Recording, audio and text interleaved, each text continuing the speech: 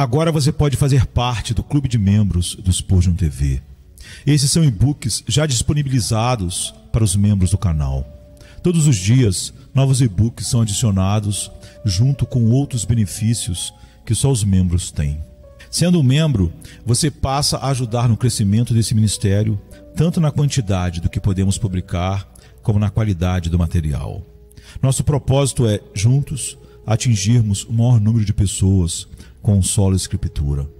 Seja um membro do Spurgeon TV.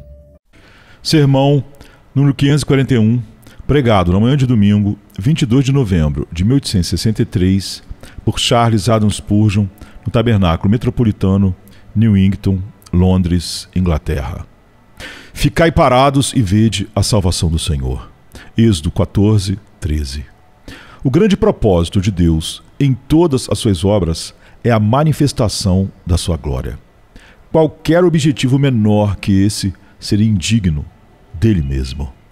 Ele não pode agir tendo como fim último o bem de suas criaturas, pois isso significaria que Deus seria movido por um motivo menor do que sua própria natureza. Já que nada pode ser maior do que o infinito, e só pode haver um infinito, se o Deus infinito é movido por um motivo infinito, que é o único digno dele, tal motivo deve ser encontrado em sua própria glória. É então a vontade do Senhor manifestar sua glória aos filhos dos homens. Mas como a glória de Deus será manifesta a criaturas decaídas como nós? Os olhos do homem não são puros. Ele sempre lança um olhar de lado para sua própria honra, e assim não está qualificado para contemplar a glória do seu Deus.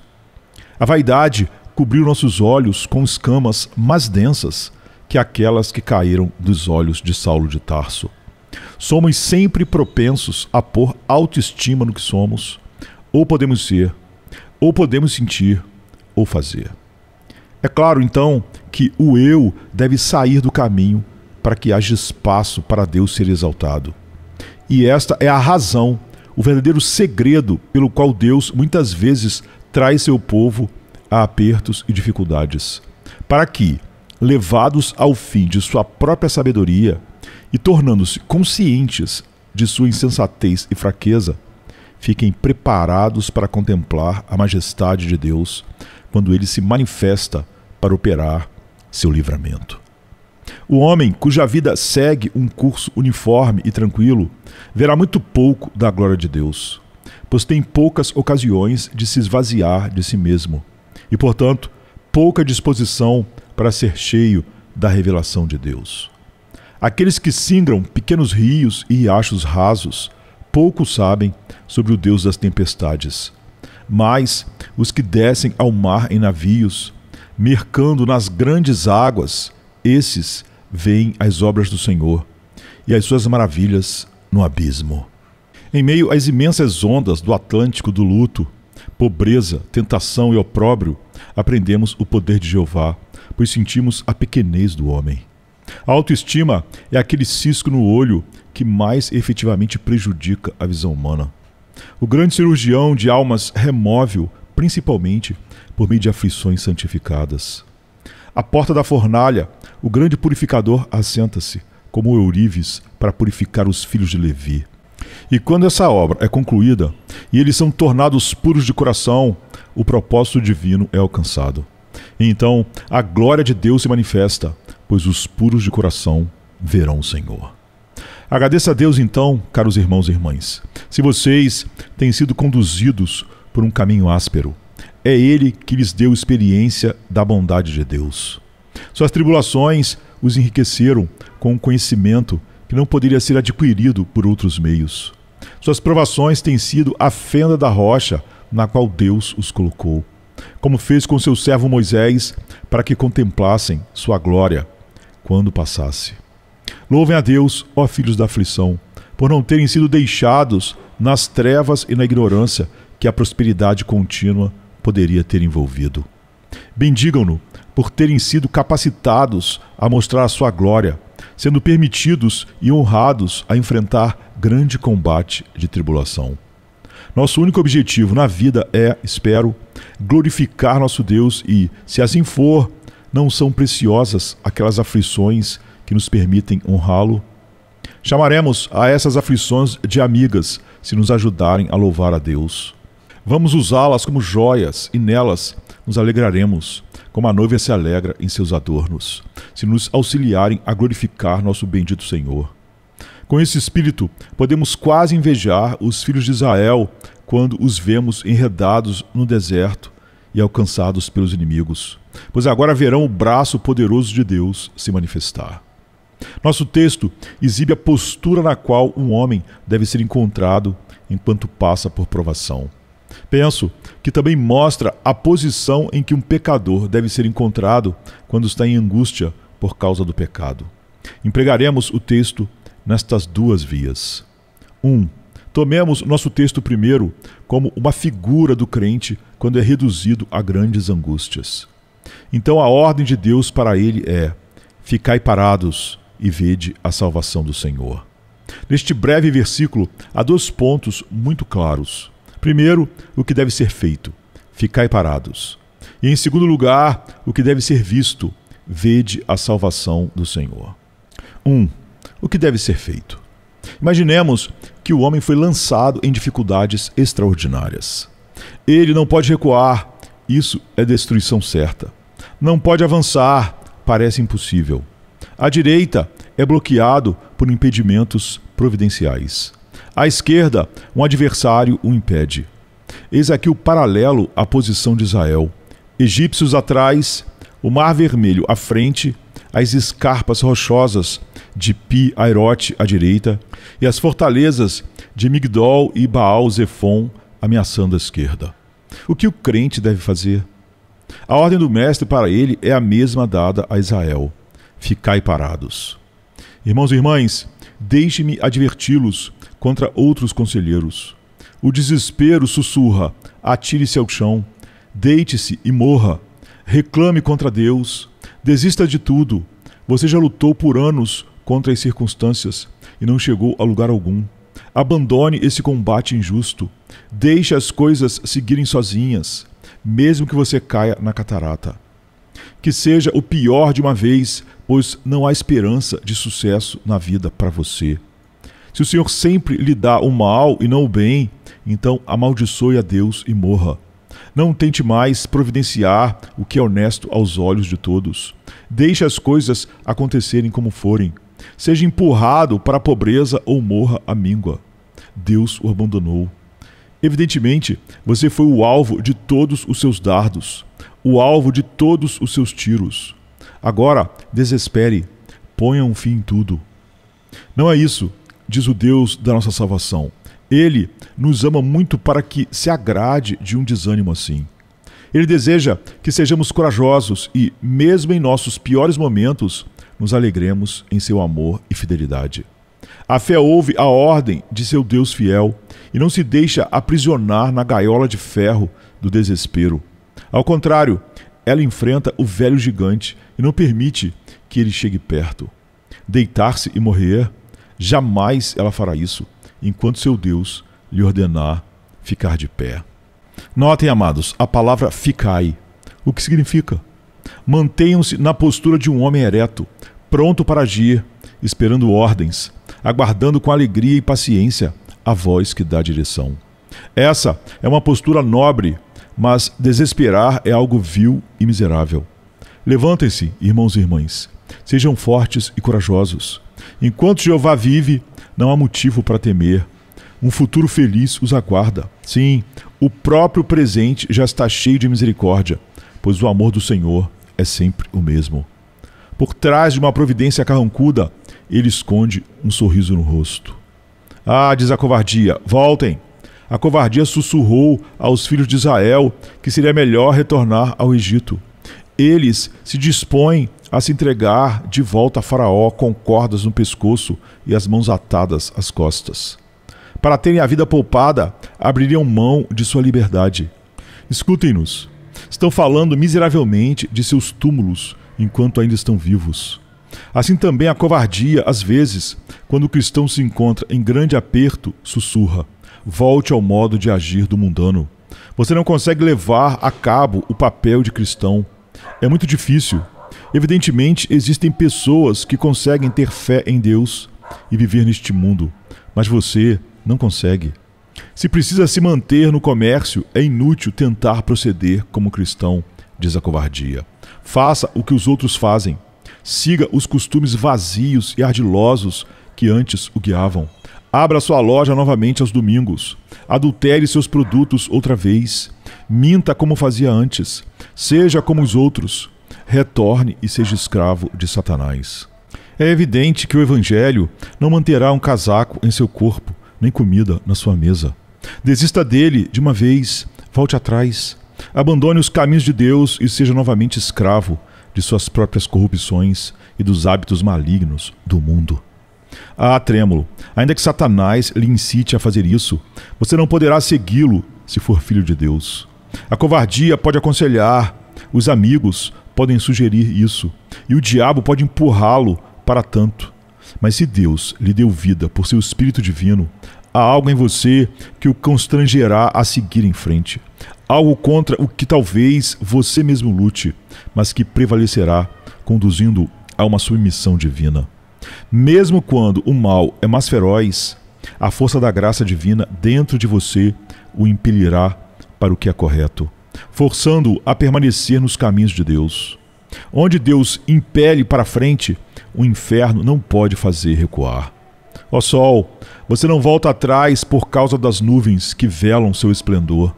Predestinado pelo Senhor a perseverar em sua rota perpétua, você escala ainda o alto dos céus e depois desce às profundezas do ocaso. Não para por tempestade, furacão ou tormenta. Como um valente, corre para a linha de chegada, pois o Todo-Poderoso lhe ordenou mover-se, e em seu poder você prossegue para sempre. Assim é você, cristão. Deus lhe disse, avance. Seu decreto divino determinou que você vá de força em força, e assim será. Nem a morte, nem o inferno o desviarão do caminho. Se por um tempo é chamado a ficar parado, isso serve apenas para renovar suas forças para um avanço maior no devido tempo. Não sonhe, suplico, em olhar para trás. Tenha coragem e, em silenciosa confiança, possua sua alma enquanto seu capitão lhe ordena. Ficai parados e vede a salvação do Senhor. A imprudência, outro mau conselheiro, grita, faça alguma coisa. Algo precisa ser feito, seja o que for. Não se desespere, não recue, mas haja imediatamente. Vire cada pedra. Ficar parado e esperar é pura indolência. Não há tempo a perder, tem de fazer alguma coisa, seja certa ou errada. Pois bem, é bom lembrar que, em alguns casos, quanto mais pressa, pior o resultado. Quando o cristão enfrenta grandes tribulações, uma de suas maiores tentações é ficar num estado descrente e impaciente de agitação, o que o leva a agir de maneira prematura e insensata. Infelizmente, quantos fracos na fé se prejudicam com sua pressa desacertada. Se pudessem ser tranquilos em fé e aguardar com paciência até que o Mestre mostre o caminho, seriam guiados corretamente, mas correm à frente da nuvem e caem na armadilha. De tanta pressa para escapar das garras de Faraó, acabam caindo diretamente em suas mãos. Estou certo de que muitos dos pecados que cometemos quando em aflição acontecem porque estamos com o coração atribulado. E então nossa alma fica como uma pomba tola, sem rumo, esquecida do seu pombal, voando para cá e para lá em círculos, correndo risco iminente de morte pelo gavião. Sentimos que devemos fazer algo imediatamente. Devemos fazê-lo, pensamos, em vez de olhar para Deus, que não apenas fará algo, mas fará tudo. Muitos de nós, em apuros, mal somos racionais em nosso frenesi precipitado. O medo vendou nosso discernimento e nos faz insensatos. Qual a necessidade de tanta correria? Por que não ficar parado e observar? Será que todos os meios acabam para sempre, se não forem agarrados no mesmo instante? O braço do Senhor se encurtará se eu esperar o seu tempo? Das perguntas nos esquecemos de fazer, e aí corremos para frente, mas nossa pressa impulsiva nos afunda ainda mais no lodaçal. Logo tentamos outra coisa e mergulhamos em problemas ainda maiores. Buscamos este amigo e seguimos seu conselho, depois aquele outro e recebemos o oposto. Depois seguimos nosso próprio entendimento e talvez sejamos ainda mais tolos. Se aprendêssemos a confiar no Senhor de todo o coração, sem nos estribar no nosso próprio entendimento. O que o cristão faz com calma e reflexão, quando esperou no Senhor, quando, como Davi disse, trazei aqui o éfode. Ele o fez com propósito firme e Deus está com ele. Mas o que faz quando está ansioso ou deprimido, com a cabeça latejando e o coração agitado, normalmente trará lamentações, talvez resultando em problemas maiores do que a aflição original que Deus enviou. Mas a fé, repito, não dá ouvidos nem ao desespero, nem à covardia, nem à imprudência. Ela escuta a Deus dizer: ficai parados, e, imóvel como uma rocha, permanece. Outro sussurro da antiga serpente é a sugestão da presunção. Avance, avance, diz a presunção. É tudo ou nada, ganhar ou perder. Se há o mar à sua frente, entre nele e espere um milagre. É verdade que você não tem qualquer ordem divina, mas não importa. Seu ímpeto trará maravilhas.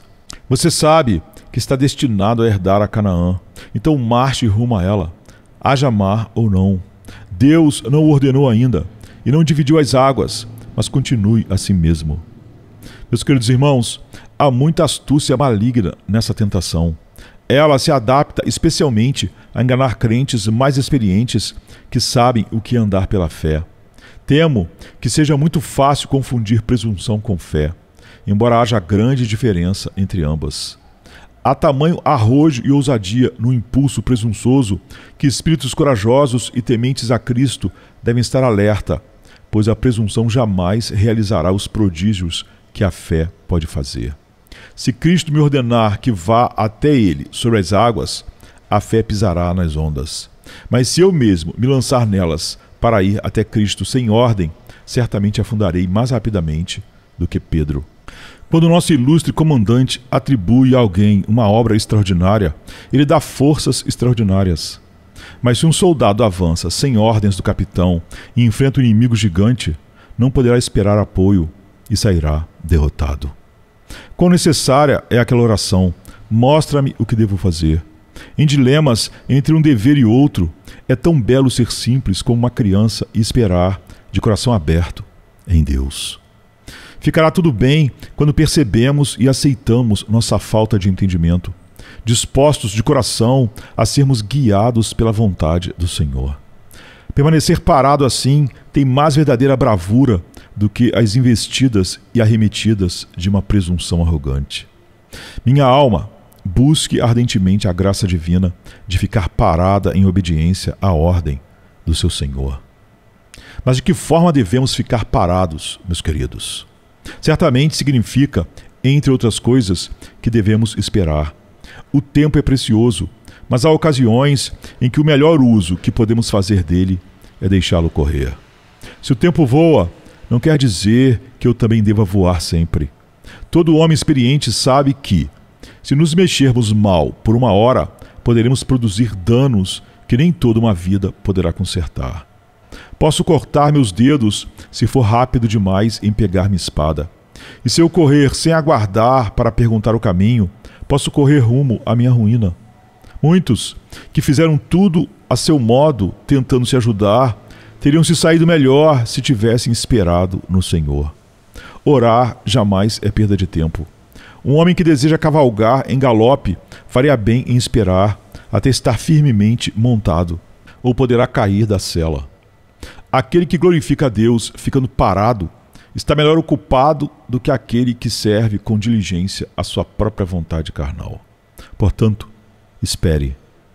Mas espere em oração, sem deixar de clamar a Deus. Expondo-lhe o caso, conte-lhe suas dificuldades e invoque sua promessa de auxílio. Expresse-lhe sua inabalável confiança. Espere em fé, pois aguardar sem confiança é insultar ao Senhor. Creio que mesmo que ele o faça esperar até a meia-noite, ainda assim, ele chegará na hora certa. A visão virá e não tardará. Espere com paciência tranquila, sem murmurar, por estar em aflição, mas bendizendo a Deus por isso. Jamais murmurando contra a causa secundária, como os filhos de Israel murmuraram contra Moisés.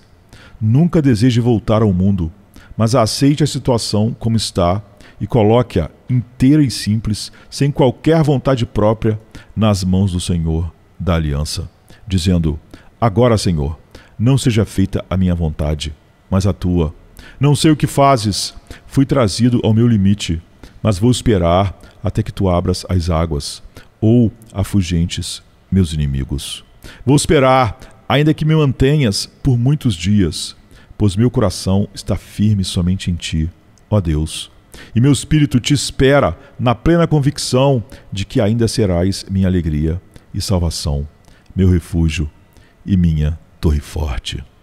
Bem, irmãos e irmãs, é isso que deve ser feito.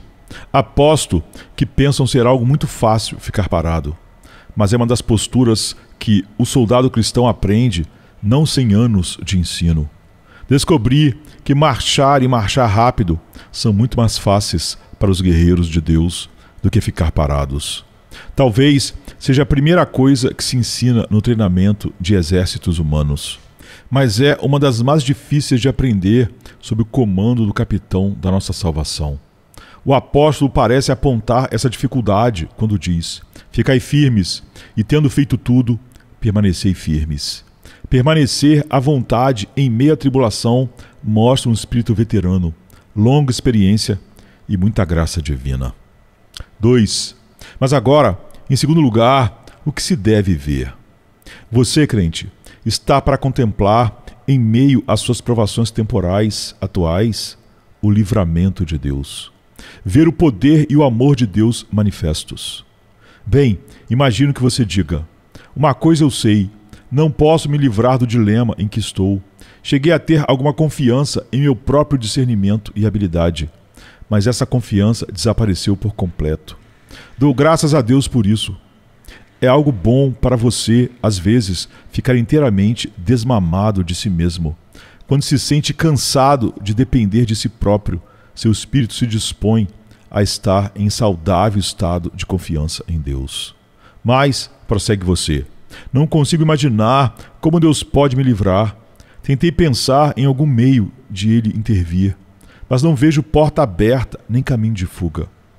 Isso também é positivo, pois agora mostra que seu entendimento humano foi surpreendido. Deus reduziu tua sabedoria a nada. Ele ri de todo aquele discernimento aguçado que antes era sua confiança. Agora você verá a sabedoria divina. Quando o eu cai por terra, Deus aparece. E quando a sabedoria humana acaba, manifesta-se a sabedoria de Deus. Mas, diz você, qualquer que seja a forma de Deus me livrar, vejo claramente que deve ser obra dele, pois estou impotente, paralisado. Estou completamente abatido pela força dessa correnteza tremenda. Se ela for contida, terá de ser por energia divina. Eu não consigo. Isso também é proveitoso, pois agora seu poder pereceu. A glória ficará toda para Deus. Enquanto você tivesse algum poder para ajudar-se, ficaria com parte da coroa. Mas agora, visto que todo poder se concentra nos braços eternos, toda a coroa será colocada na cabeça eterna. Alegro-me que sua carne tenha chegado a tal estado de absoluta falência. Ah, mas, você diz, não consigo crer que seja possível eu ser liberto. Vejo minha fé agora, neste momento, chegar ao nível mais baixo. Secou-se, não consigo acreditar na promessa. Sim, agora, diz você, até minha fé me falha. Tudo que é da criatura já se foi. Você está como perdido no deserto, a língua seca de sede, e agora o Senhor o salvará, pois o Deus de Israel não pode abandoná-lo. Evidentemente, você está reduzido ao extremo de um extremo, quando a esperança e a fé estão submersas. Mas é agora que o Senhor manifestará seu imenso poder. Mas você pergunta, o que verei? Bem, não sei exatamente o que você verá, a não ser isto. Você verá a salvação de Deus.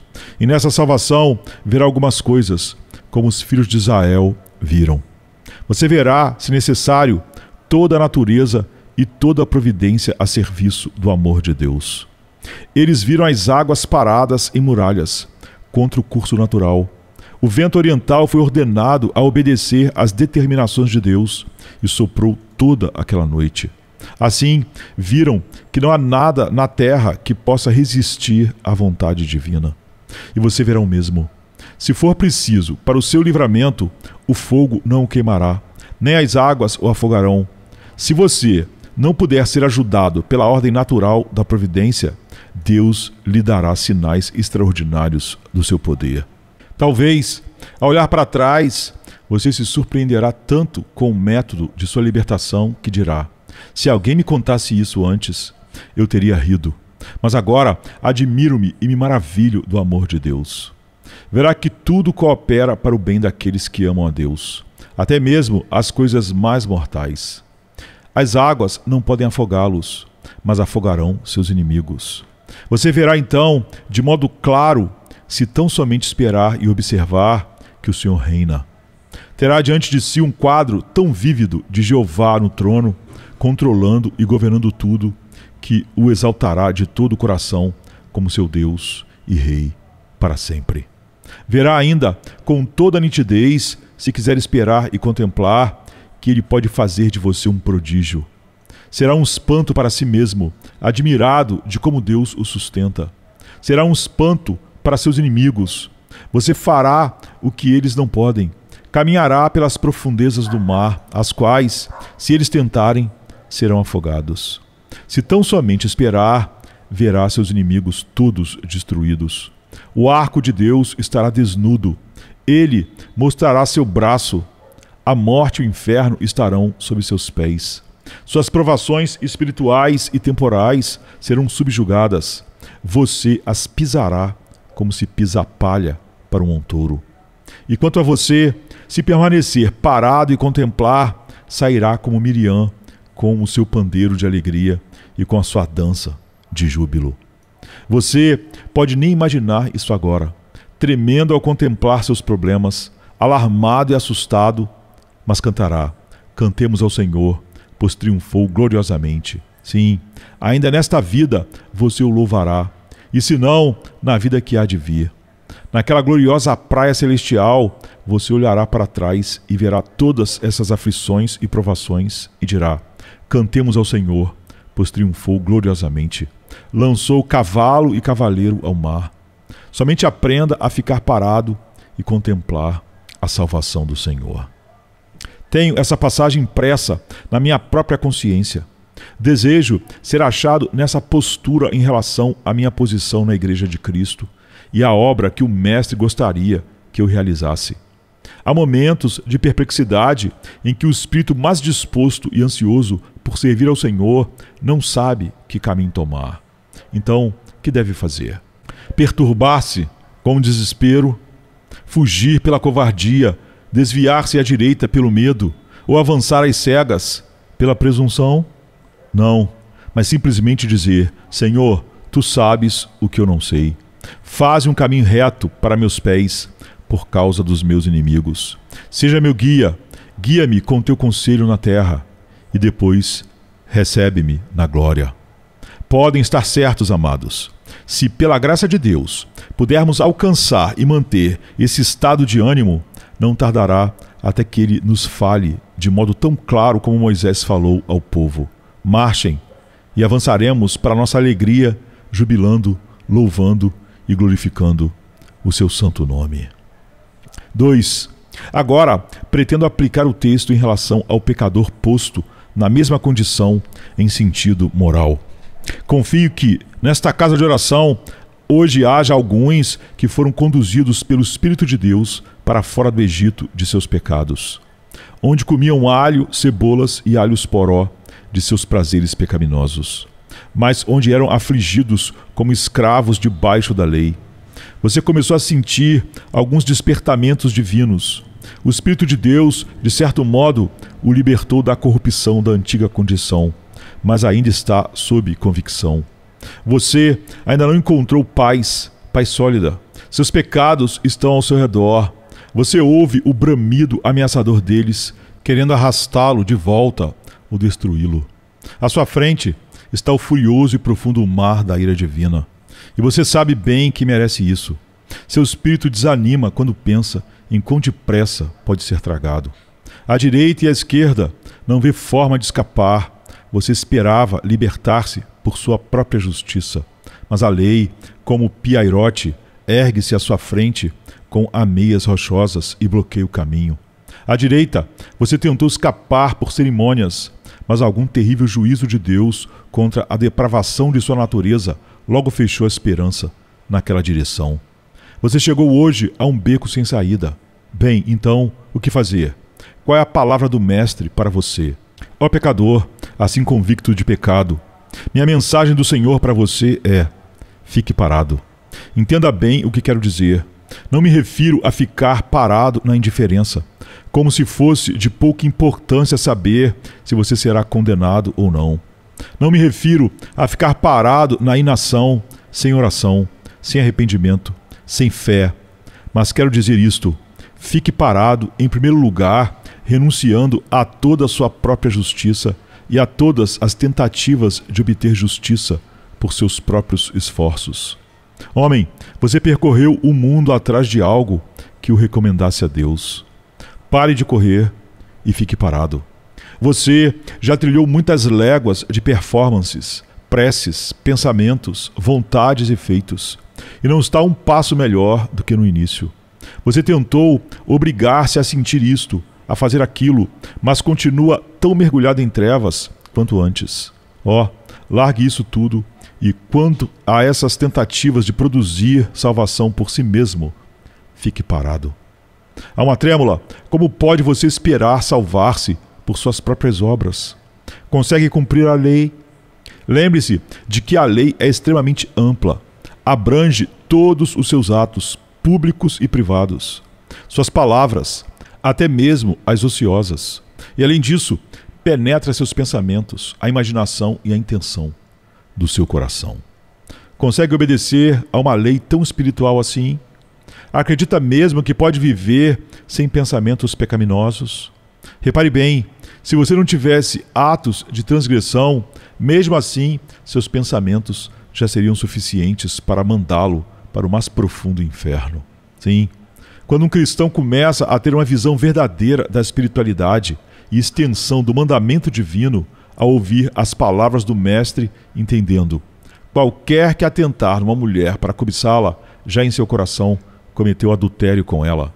Percebe que é igual para todos os mandamentos. O simples pensamento do mal já é pecado. Então ele abandona a espátula com que tentava construir sua torre de Babel de justiça própria e diz: não posso fazê-lo, é impossível, a lei é muito grande, não consigo atingi-la. Além disso, lembre-se de sua própria fraqueza, pecador. Já tentou obedecer à lei? Não aconteceu de você levantar-se certa manhã, cheio de boas intenções, firme como nunca, mas antes de terminar a primeira refeição, não recaiu em alguma expressão incorreta, algum temperamento irado? Você conseguiu passar um dia inteiro sem pecar? Consegue fazer isso?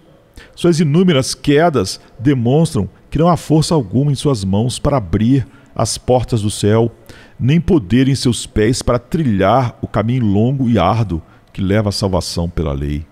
Fique parado, pecador. Para que tentar uma tarefa para a qual você não tem capacidade? Lembre-se também de que, mesmo que pudesse cumpri-la de agora em diante, o que dizer de seus pecados passados? Pense na sua juventude de loucura. Você honrou sempre seu pai e sua mãe, sempre falou a verdade. Não é verdade, como disse o apóstolo, eles se desviam desde o ventre, falando mentiras? Não são essas as primeiras coisas que a criança aprende? Mentir? E não estão todas essas coisas registradas no livro de Deus contra você? Lá estão seus pecados de juventude. Qual de nós consegue olhar para a nossa juventude com seu sangue quente, sem remorso? Ó Deus, não ponhas os pecados da minha mocidade contra mim. Pode bem ser a oração de qualquer homem temente. E os pecados de sua vida adulta.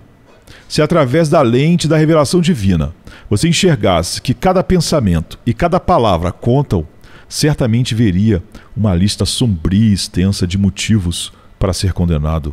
Como então você pode achar em toda a sua vida algum motivo para que a misericórdia o alcance? Pelo contrário, vê milhares de razões para que a justiça o arrase. Por que então você busca, já enterrado até a cabeça em dívidas, trabalhar sua própria salvação pela lei? Você já a quebrou. Por que tentar cumpri-la agora? Esse vaso de alabastro, o mandamento de Deus, se você o guardasse intacto, seria passaporte de entrada nas portas do céu. Mas você o quebrou em 1000 pedaços, e seus dedos sujos mancharam todo o branco que um dia teve. Não seja tão tolo a ponto de tentar algo que seus pecados passados já tornaram impossível. Além do mais, lembre-se de que você não pode satisfazer a justiça divina. Suponha que você submetesse seu corpo a 1000 mortificações, jejuando numa prisão, ou sendo esticado no potro, ou queimado no fogo, ou afogado no mar. Nada disso removeria a ira de Deus contra seus pecados. Na realidade, quando você estiver no inferno, por mais que o fogo seja intenso, ali não há poder algum que faça expiação pelos pecados. Depois de milhões de anos em agonia, o pecador ainda estará sob a justa abominação de Deus, tanto quanto no primeiro instante em que a grande vara da lei começou a golpeá-lo. Por que então insiste em fazer o que a própria justiça de Deus lhe assegura ser impossível para a raça de Adão? E lembre-se ainda de que mesmo que você pudesse espiar o passado e evitar pecar no futuro, ainda assim você é, por natureza, vil. Sua natureza é má como suas ações. A medula dos seus ossos está impregnada de pecados. Em seu sangue corre um rio escuro de iniquidade. Você mesmo é abominável. Não apenas o mal vem de você, há uma fonte de mal dentro de você. A lepra está incrustada bem fundo. Você é inimigo de Deus e a mente carnal não pode ser reconciliada com Ele. Nenhum poder pode reconciliá-la. Deus pode lhe dar um novo coração e um novo espírito, mas a velha natureza em você é tão má que não pode ser consertada. Ela precisa morrer e ser sepultada, crucificada e destruída com Cristo. Pois enquanto viver, você não terá perfeição alguma. Não pode ajudá-lo, somente estragará a obra de Deus, até que ele atravesse-lhe a cabeça com um cravo, como Jael matou Sísera. Pecador, por que continuar tentando orações, ir à igreja, aos sacramentos, cultos, batismos e coisas assim? Tudo isso não passa de falsidade e ilusão se você confia nessas práticas.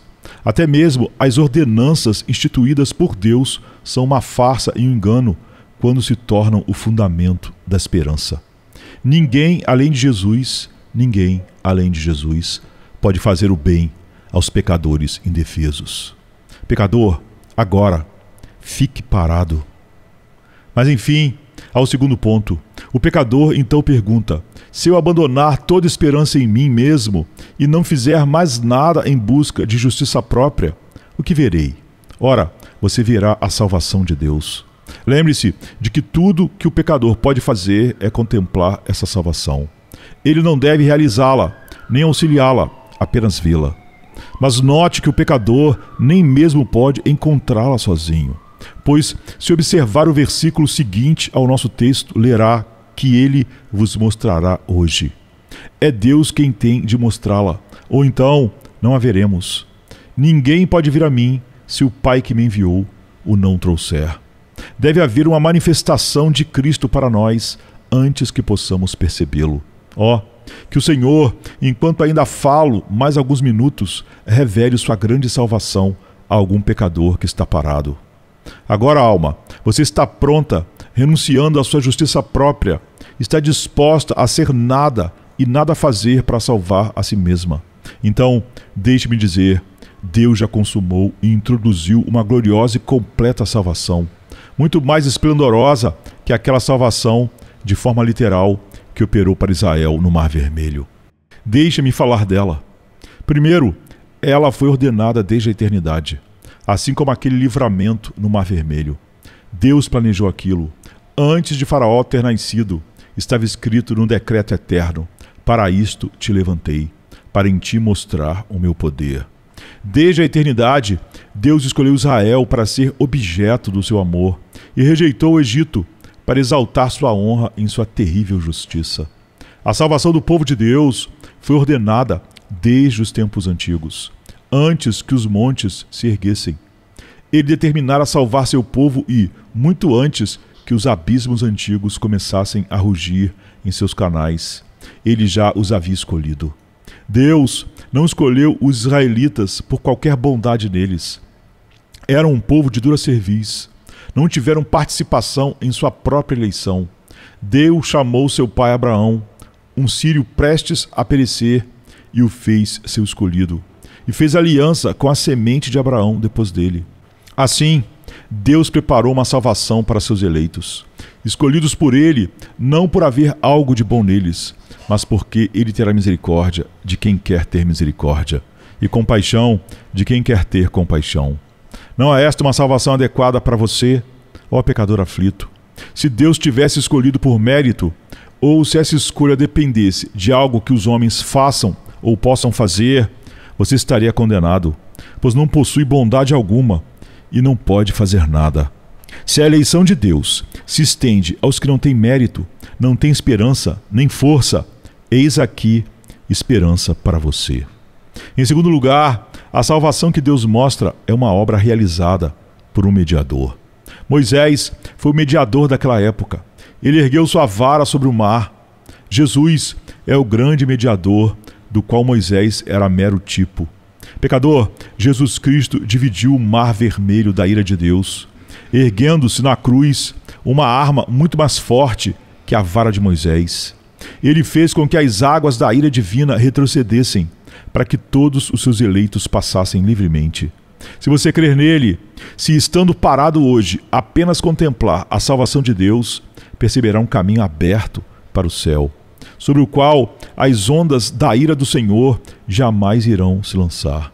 O próprio Cristo se colocou no seu lugar, tomou sobre si sua culpa, assumindo a condição de pecador aos olhos de Deus.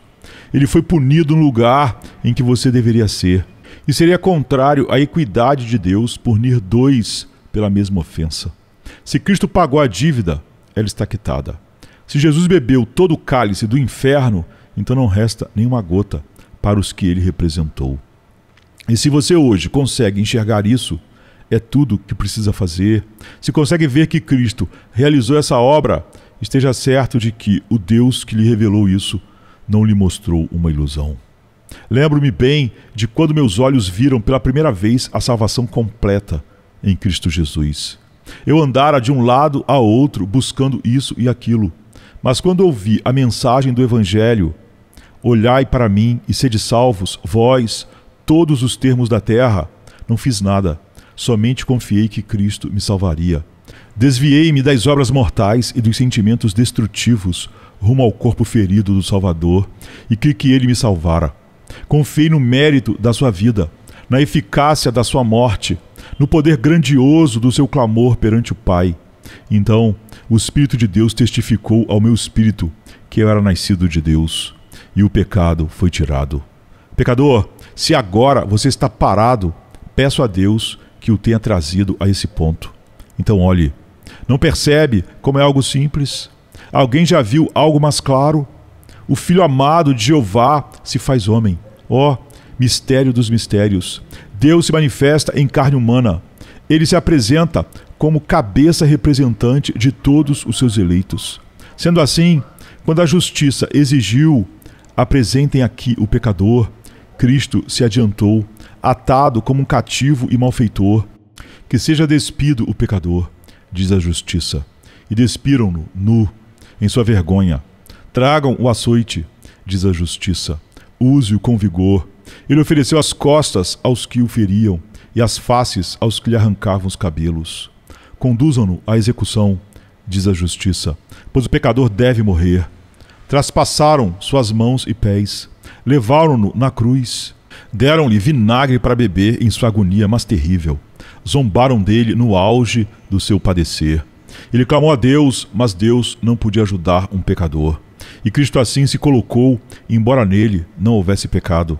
Aquele brado, Eloi, Eloi, lama sabachthani, reuniu em si todas as misérias humanas. O inferno não conheceu o lamento mais profundo que Deus meu, por que me abandonaste? Lancem-se os trovões, que os relâmpagos o dilacerem, que todo demônio do abismo se levante contra ele, que cada amigo o abandone, que seu coração se quebre, que sua língua se pegue ao céu da boca, que sua boca se torne um forno ardente, que seu coração se derreta como cera, que suas juntas se afrouxem, que ele desça as mandíbulas da morte. A lei requer tudo isso. Está cumprido. Justiça, tens mais algo a exigir? Ela responde, não. O poderoso substituto exclama, está consumado. E consumado está. O mar vermelho da justiça está dividido de forma efetiva e permanente. Mas diz alguém, isso vale para os eleitos? Sim, para eles e somente para eles. Mas como sei se sou um deles? Os eleitos são reconhecidos por isso. As minhas ovelhas ouvem a minha voz, e eu as conheço, e elas me seguem. O verdadeiro sinal da eleição é a confiança. Se você ficar parado hoje e confiar em Cristo, você é tão certamente um dos seus eleitos quanto os apóstolos que agora estão diante do trono. Confiar é o sinal infalível da eleição. É assim que confirmamos nossa vocação e eleição. Creia no Senhor Jesus Cristo e você será salvo. Fique parado, então, e veja a salvação em Jesus. Mas, indaga alguém, o Senhor realmente quer dizer que eu, agora, exatamente como estou, devo confiar em Cristo para me salvar e está tudo resolvido? Exatamente isso, pecador. Você não entendeu mal. É simplesmente isto. Pecador, não faça nada, nem grande nem pequeno. Jesus fez tudo. Há muito, muito tempo. Acrescentar algo à sua obra seria insultar sua obra perfeita. Esperar completar sua justiça incomparável seria petulância. Imaginar que você melhoraria o que ele já consumou seria um sonho inútil e destrutivo. Receba o Salvador consumado tal como ele é. E nesse ato de aceitar a Cristo através do seu mérito, você já está salvo. Depois que tiver feito isso, então ouvirá a ordem. Avancem. Mas por ora, a única coisa que temos a dizer, pobre aflito, é: fique parado e veja a salvação de Deus. Que o Senhor abençoe estas últimas palavras ao pecador e as primeiras palavras ao santo, e, pela sua graça, fiquemos juntos parados para ver o que o Senhor tem feito. Entoemos juntos o cântico de louvor, pois ele triunfará gloriosamente, e todos os nossos inimigos serão atirados no meio do mar. O Senhor os abençoe. Por amor de Jesus. Amém. Tantos céus sobre mim, tão azuis, seus olhos guardam o que sou. Em silêncio ouço sua voz, meu coração se rende ao teu amor. Por montanhas e vales a caminhar, teu amor vem me encontrar. No vento leve, tua paz, na escuridão és a luz que traz. Cada passo me leva a ti. Teu cuidado sempre está aqui. Oceanos a navegar, teu amor me faz voar. És o farol a iluminar, meu porto eterno, meu lugar. Tantos céus a contemplar, tua presença me guiar. És abrigo no meu caminhar, meu descanso, meu lar.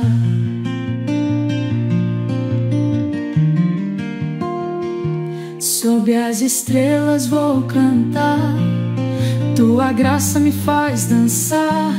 Nas tempestades ouço o som de tua mão guiando a direção.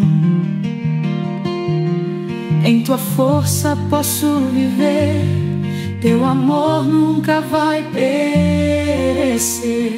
Ó Senhor, em ti eu sou pleno. de que não se acabou. Tua cruz é meu farol, teu amor é meu sol. No silêncio encontro tua paz, na oração sinto que me abraça.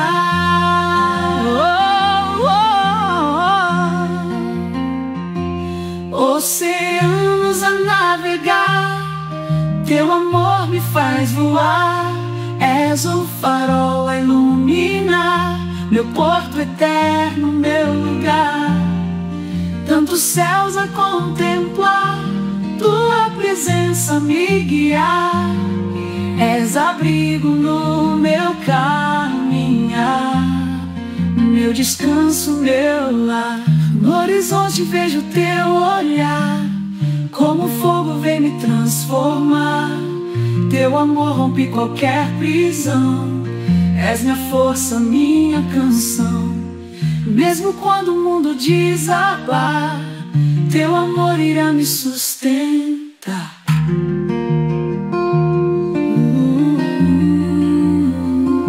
Teu poder renova o meu ser, cada dia posso renascer. És a rocha que me faz ficar, mesmo quando o vento quer me levar. Teu nome clamo e